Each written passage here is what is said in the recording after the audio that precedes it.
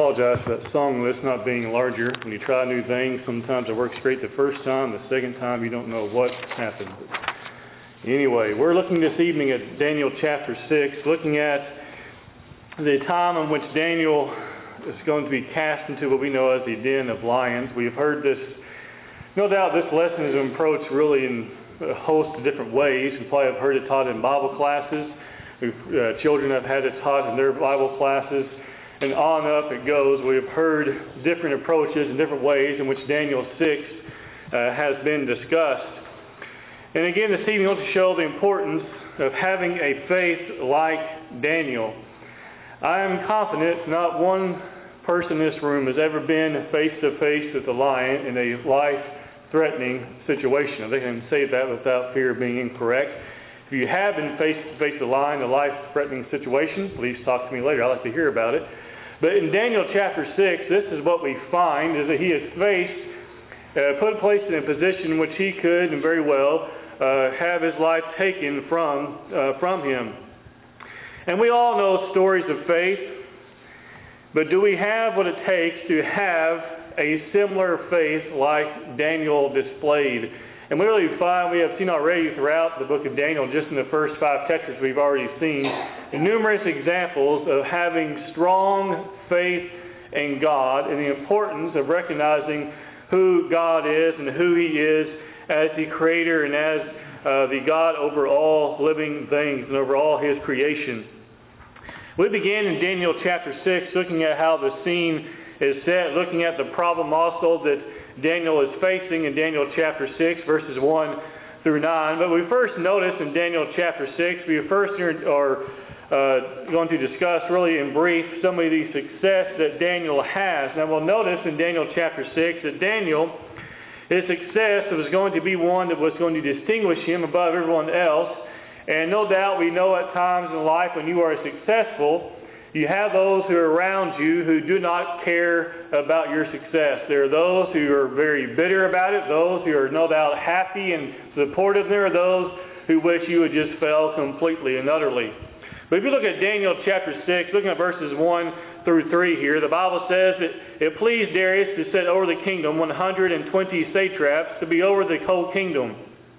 And over these 3 governors, of whom Daniel was one, that the satraps might give account to them, so that the king would suffer no loss.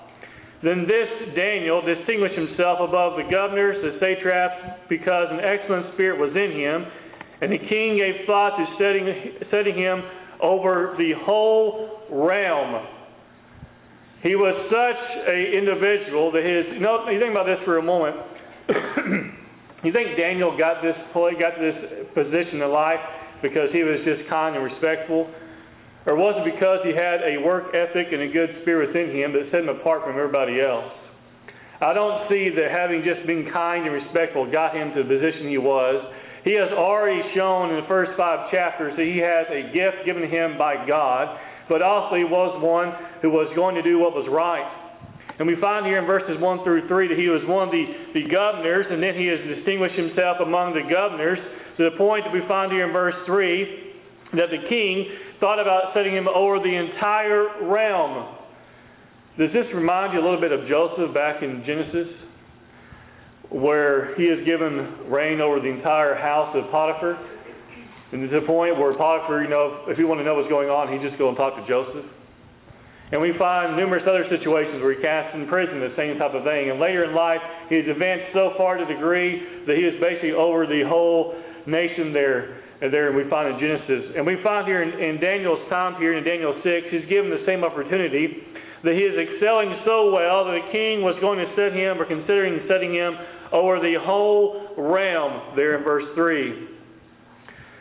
Now, if we continue reading, again, as I mentioned before, sometimes when you're successful, you have those who resent you for it. And we find that Daniel is no doubt resented by others. There are those who did not care for his success. In Daniel chapter 6, looking at verse 4, the Bible says, "So the governors and satraps sought to find some charge against Daniel concerning the kingdom. But they could find no charge or fault because he was faithful. Nor was there any error or fault found in him." That's a huge statement. They try to find something which they could trap him in. The Bible says in verse 4, quite plainly, there is nothing they could find in him. Notice again how it words it here in verse 4. They sought to find some charge against Daniel concerning the kingdom, but they could find no charge or fault, which means he made no mistake when it came to how he worked and how he labored before the king. They could find nothing. Because why in verse 4? Because he was faithful, nor was there any error or fault found in him. That explains verse 4, doesn't it? Why the king thought to give him charge over the whole realm, because when he did something, he did it right. There was nothing. And we find in verse 5, then these men said, we shall not find any charge against this Daniel, unless we find against him concerning the law of his God. As we continue reading, we're going to find that what they mean by that is we're going to have to pin him basically between the king and between God. And because we know, no doubt, we find here in verse 5, it's very clear they realize that he's going to go and obey God before he will obey the king. He will disobey the king before he disobeys God. So that's what they find here in verse 5. That's what they decide. Unless, they say here in verse 5, unless we find it against him concerning the law of his God. We think about this as we move into verse 6. We find that Daniel is now going to be targeted by those around him. Keep in mind, what do we know about what Daniel has done that's so deserving of this in verses 1 through verse 5? Nothing. Right? He has worked hard. He has been loyal to the king and at the same time loyal to the one true God. And he has been such an incredible, we must say, employee, to use that term of the king, that they say we can't find any charge in him at all. And his repayment by his fellow, we might say, co-workers, as we might call them today, was that they hated him for it. You can't say that they didn't hate him when clearly they begin, we find in verse 6, to target him, because obviously they did hate him. You don't target those who you do not hate. Looking at verse 6, so these governors and satraps thronged before the king and said thus to him, King Darius, live forever. All the governors of the kingdom and administrators and satraps and counselors and advisors have consulted together. Is that true? Did Daniel, was he consulted in that? He was one of the governors, right?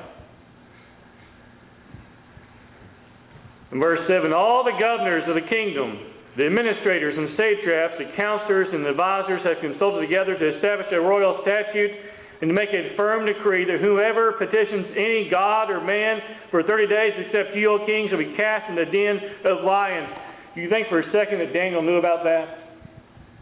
Do you think he was in on that consultation? Look at verse 8. Now, O king, establish the decree and sign the writing so that it cannot be changed according to the law of the Medes and Persians, which it does not alter. Therefore, King Darius signed the written decree. What happens? Well, why is this taking place? Because who is it going to affect? It's not going to affect those guys because they have no sense of who the one true God is.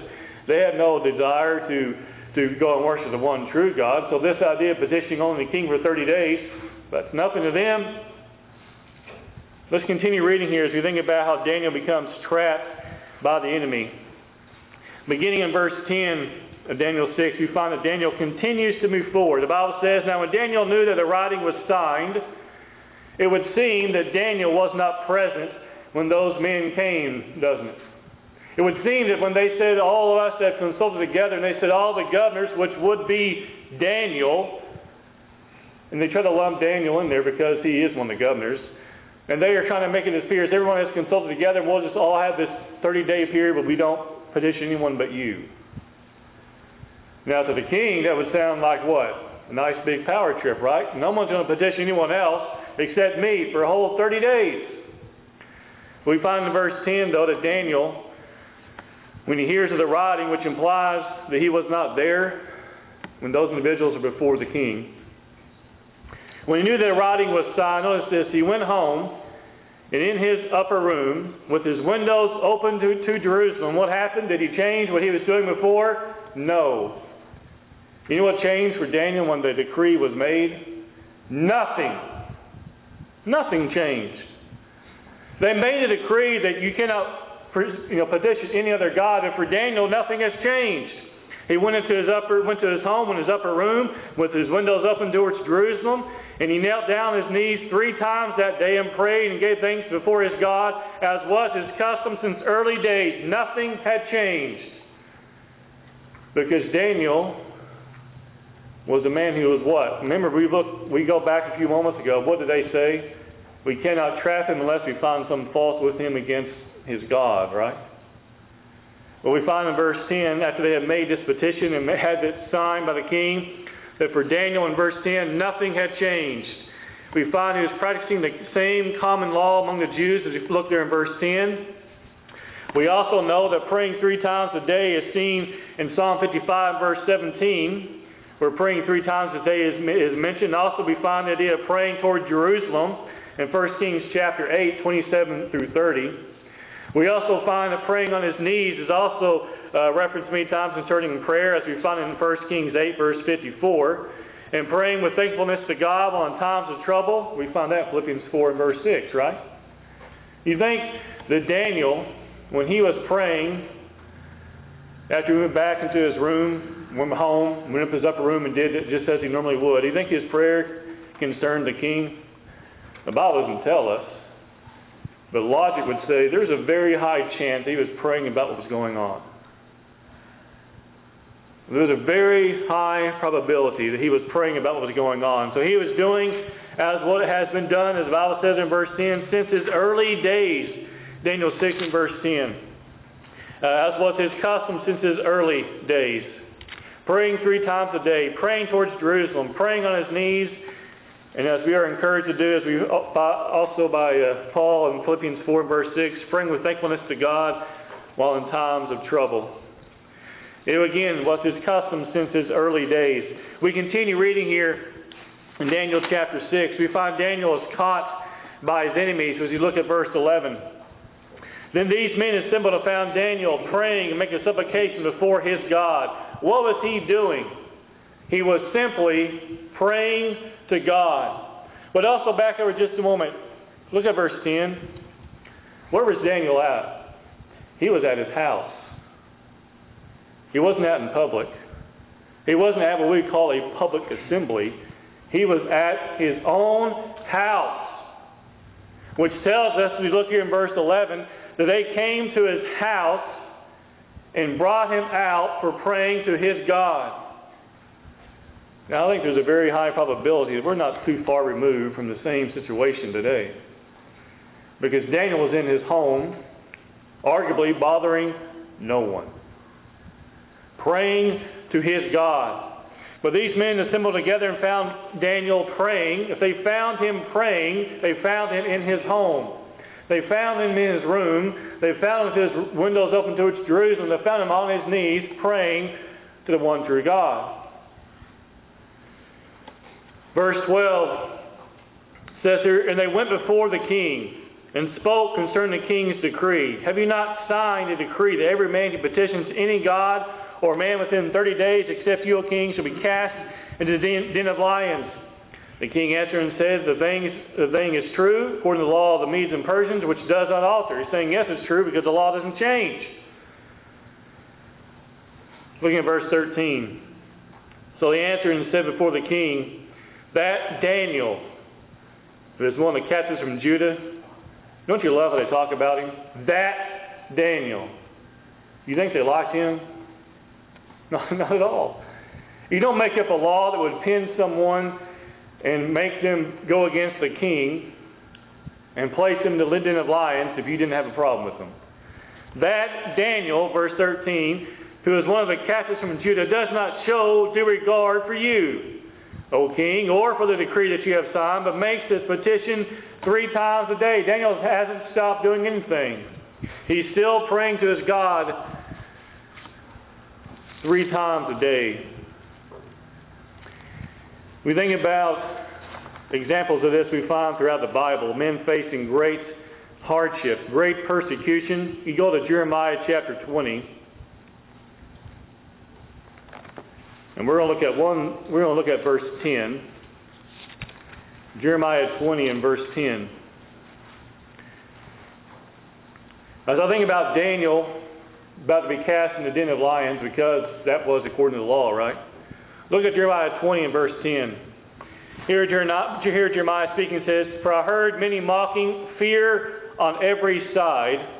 Report, they say, and we will report it." Jeremiah had his enemies all around him. Jeremiah had those that said, keep on talking, keep on prophesying, we're going to report it. And Daniel's day was, keep on praying, we're going to report it. Because that was taking place, wasn't it? Look at Jeremiah 20, verse 10 again. "Report, they say, we will report it." He says here, "All my acquaintances watch my stumbling. For wrath he can be induced, then we will prevail against him and will take our revenge on him." Is that so different from Daniel chapter 6? Perhaps we can trap him in his own law against God and make him, have to remain faithful to his God while going against the king. That's what the idea was, back in verses 1 through 4 there, basically. We find in Daniel 6, beginning in verse 14, the king's hand is forced. Verse 14 says, "And the king, when he heard these words, was greatly displeased with himself, and set his heart on Daniel to deliver him. And he labored till the going down of the sun to deliver him." That tells us in verse 14, the king did not really intend to harm Daniel. Sometimes people are pressured to do things or given ideas, and might say that sound great at first, and then they realize, wait a second, this wasn't so good after all.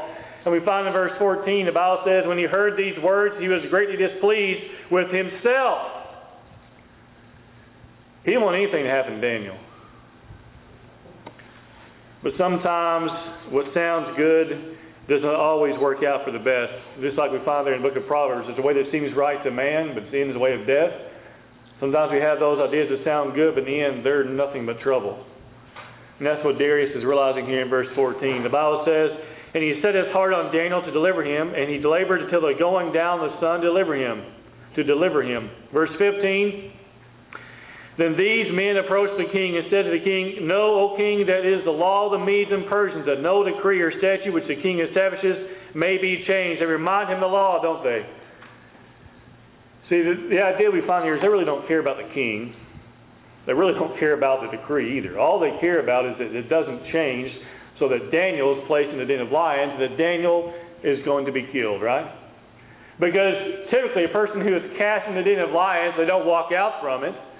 And so in their mind, they're saying, we're going to put him to death. And so, king, remember, you can't change the law. We know you like Daniel there in verse 14, but they say you can't change the law there in verse 15, right? We continue reading, we find that Daniel is cast into the den of lions. Verses 16 and 17 says, "So the king gave the command, and they brought Daniel and cast him to the den of lions. But the king spoke, saying to Daniel, 'Your God whom you serve continually, he will deliver you.'" Think about that for a second. And think about what that tells you about what Darius knew about Daniel. The Bible says they cast him into the den of lions. Now notice, usually when someone is cast into the den of lions, it's because they're being punished for something. I really doubt it was the king's custom to go out and start talking to those who are cast in the den of lions, because they're usually some type of lawbreaker and they want to see them die. But in Daniel's situation, that's not what the king wanted. And so we find in verse 16 here, the Bible says, "The king spoke, saying to Daniel, 'Your God whom you serve continually.'" How does he know that? Because he knew Daniel very well, didn't he? He knew Daniel very well. He says in verse 16, "He will deliver you." Then a stone was brought and laid on the mouth of the den, and the king sealed his own signet ring with the signet of the Lord, that the purpose concerning Daniel might not be changed. He was placed into the den of lions. Now it's interesting, we know that the trap for Daniel does not work out according to the men's plans, right? It fails miserably. We continue reading in Daniel 6 and verse 18 and following, we find that the trap for Daniel does indeed fail. Beginning in verse 18, we find that the king is worried. I should say Darius, not Daniel. Now the king went to his palace and spent the night fasting, and no musicians were brought before him, and his sleep went from him. Then the king arose very early in the morning and went in haste to the den of lions. Why would he do those things? He didn't sleep all night long. He paced back and forth. The Bible says no musicians are brought in before him, and his sleep went from him. And in verse 19, the Bible says he arose early in the morning and went in haste to the den of lions. When you want someone spared from harm as quickly as possible, what do? You get there the moment you can to get them out. And we find in verse 19 that the Bible says he went in haste in the morning, right, to the den of lions. In verse 20, when he came to the den, he cried out with a lamenting voice to Daniel. The king spoke, saying to Daniel, Daniel, servant of the living God, has your God, whom you serve continually, been able to deliver you from the lions? And we notice there he says your God. He doesn't say my God. That's sad. But he says your God. And he asks a question here. He says, has your God, whom you serve continually, been able to deliver you from the lions? And we find in verse 21 that Daniel is indeed delivered. The Bible says in verse 21, he responds by saying, O king, live forever. My God sent his angel and shut the lions' mouths so that they have not hurt me, because I was found innocent before him. And also, O king, I have done no wrong before you. He's saying I've been spared because I've done nothing wrong. He says I haven't sinned against my God, or he has not gone against his God. He says I haven't found innocent before him. And also, he says, O king, I have done no wrong before you. In verse 23, the Bible tells us how he was brought out of the den. Now the king was exceedingly glad for Daniel and commanded that they should take him up out of the den. So Daniel was taken up out of the den, and no injury whatever was found on him because he believed in his God. No injury whatever means nothing happened to Daniel. Now we know if we go down here to Tulsa to the zoo, there are some lions and various other animals. And you could not pay me enough to climb over that fence and sit down by them. But for Daniel, he had to wait all night long before he could get out. But we also know the Bible says here, we notice for just a moment, back over just a second, verse 21, or verse 22, he says, my God sent his angel and shut the lion's mouth. Do we know at what point the angel came and did that and what that really involved? The Bible doesn't reveal that. But it would seem that Daniel, you might say that Daniel probably could have just sat down and just waited for time to pass. Whatever the situation, we know in verse 22 the Bible says that nothing happened to him. In verse 23, it says that nothing happened to Daniel and the king was glad for him. We also know as we continue reading in verse 25, here the Bible says, Then King Darius wrote to all peoples, nations, and languages that dwell in all the earth, peace be multiplied to you. I make a decree that in every dominion of my kingdom men must tremble and fear before the God of Daniel. For he is the living God and steadfast forever. His kingdom is one which shall not be destroyed. His dominion shall endure to the end. We know as we continue reading that Daniel is delivered. That Daniel was one who not only was delivered, but we find the God of Daniel is exalted. We notice there in verse 25 that King Darius wrote to all peoples, nations, and languages that dwell in all the earth. He sent a message far and wide that everybody should worship and tremble before the God of Daniel. We also know, if you notice here in verse 24, which we overlooked because of our focus, but we also know in verse 24 what happened to those men who tried to kill Daniel. The Bible tells us in verse 24, Darius took those men and cast them into the den of lions, right? You remember Daniel 6 and verse 24. The Bible says, It says he cast them into the den of lions, their children and their wives, and the lions overpowered them and broke all their bones in pieces before they ever came to the bottom of the den. There was no angel waiting to stop the lions' mouths that day. Only God's anger, we might say, is revealed through the destruction that the lions brought upon those wicked individuals. And we find in verse 25 and following that Darius makes this amazing decree for all man to bow before the God of Daniel. This king comes to realize who is in control, just like Nebuchadnezzar back in Daniel chapter 4. Just like Belshazzar, only he was too late, back in chapter 5.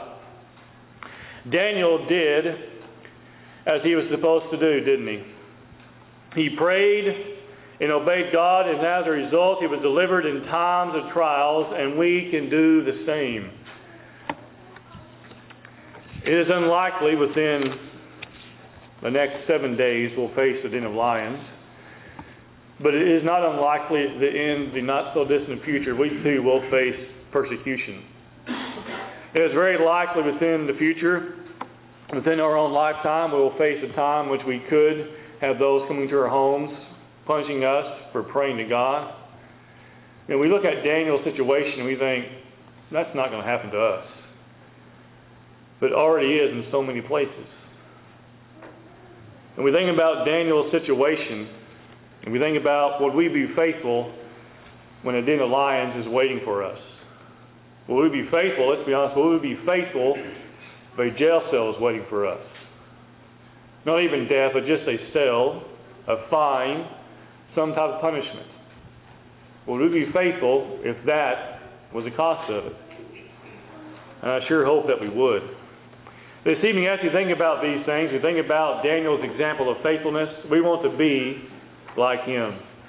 We want to be a man who showed no fear, who no matter what decree was made, he went on doing what he was supposed to be doing. He went home and he prayed to God, and I'm confident if time prevailed, he would have continued to worship his God during that time period of that decree. We have no reason to believe otherwise. Why would a man who's willing to go to the den of lions stop short when it comes to worshiping God during the time of a great decree being placed? So let us be like Daniel in that we have no fear and that we will not stop being faithful to God no matter what may come down the line.